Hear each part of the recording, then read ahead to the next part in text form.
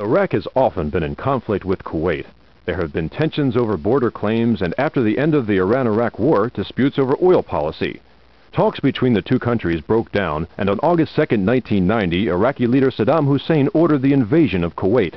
A multinational coalition was organized under the leadership of President George Bush. 32 nations contributed military support, while another 12 contributed other assistance. The United Nations was an important link in the coalition. On November 29, 1990, it issued an ultimatum authorizing the coalition to use any means necessary to force Iraq from Kuwait if it did not withdraw by January 15, 1991.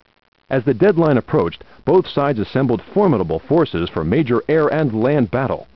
The Iraqi army of 545,000 was supported by an arsenal of 4,500 tanks and 700 combat aircraft, but coalition forces outnumbered them with 680,000 troops and overwhelming naval and air superiority, 100 ships and 1,800 aircraft. The sizable U.S. contingent of 415,000 included 27,000 women. For the coalition operation codenamed Desert Storm, the first mission was to gain control of the air. On January 16th, a combined attack of cruise missiles and bombing sorties were aimed at Iraqi air bases, command centers, and missile launchers. Iraq retaliated by launching Scud missiles against cities in Israel and Saudi Arabia. The worst attack happened in Bahrain, Saudi Arabia, where parts of a Scud hit an American barracks. By January 23rd, a week after the opening attack, the coalition achieved air superiority. Another ultimatum was issued: leave Kuwait by February 23rd or risk a ground war. The coalition prepared for the attack. With Iraq's air force grounded and unable to patrol, and the coalition's amphibious maneuvers in the Gulf diverting attention, General Norman Schwarzkopf orchestrated a massive westward deployment along the Arabian border to completely outflank Iraqi positions. Perhaps as a test of coalition troops, the Iraqis attacked the Saudi town of Khafji on January 30th, but could hold it for only 30 hours. February 23rd came and went.